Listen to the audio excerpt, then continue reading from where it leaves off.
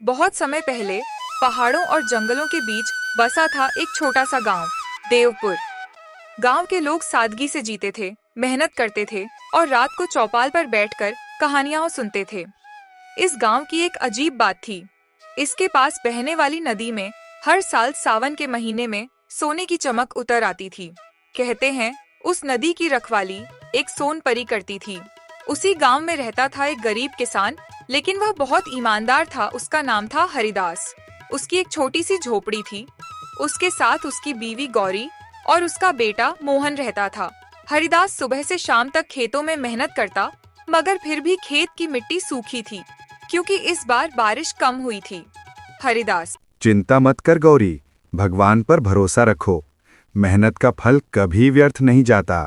हरिदास, इस बार तो फसल आधी भी नहीं हुई। घर में अनाज खत्म हो गया है।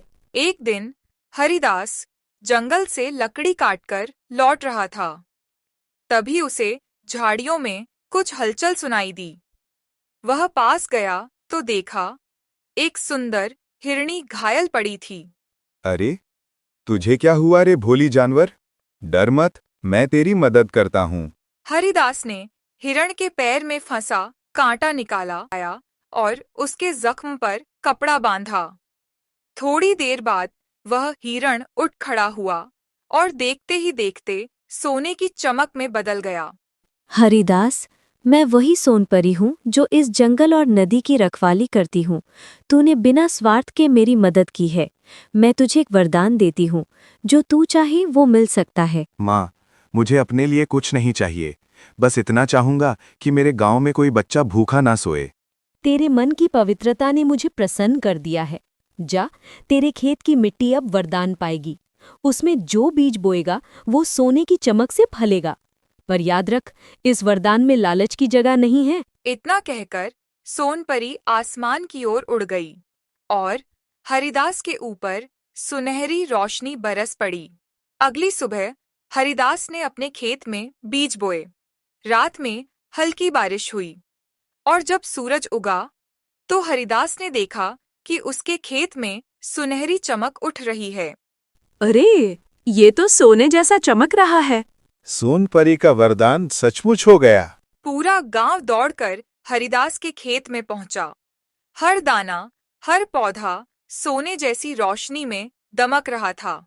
वाह, क्या चमत्कार है! हरिदास का खेत तो सच में सोना उगा रहा है।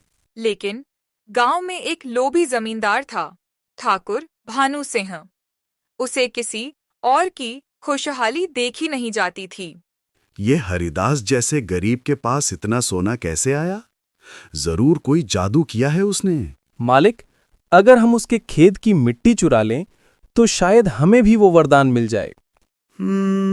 ठीक है, रात में चलो मिट्टी लाते हैं, फिर देखता हूँ सोनपरी क्या करती है। रात के अंधेरे में ठाकुर और उसके आदमी हरिदास के खेत में पहुंचे।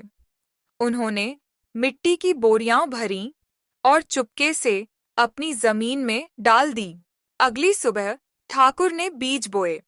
वह हंसते हुए बोला, अब देखो मेरे खेत में कितना सोना उगेगा।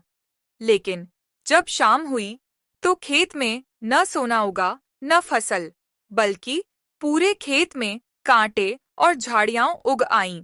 अरे, ये क्या हो गया? और तभी आसमान में सोनपरी की आवाज गूंजी। भानु सिंह, जिस दिल में लालच हो वहाँ वरदान नहीं भलता। हरिदास ने भलाई मांगी थी, तूने स्वार्थ मांगा है। जा, अब तेरी जमीन हमेशा बांझ रहेगी। मुझसे गलती हो गई सोनपरी, माफ कर दो।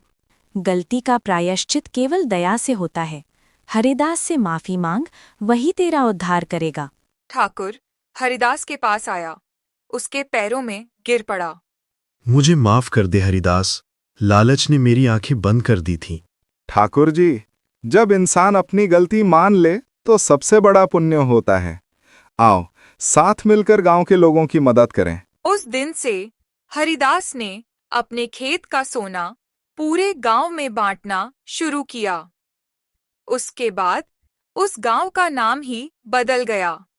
लोग उसे सोना गांव कहने लगे। देखो हरिदास, अब हमारा गांव सच में स्वर्ग बन गया है।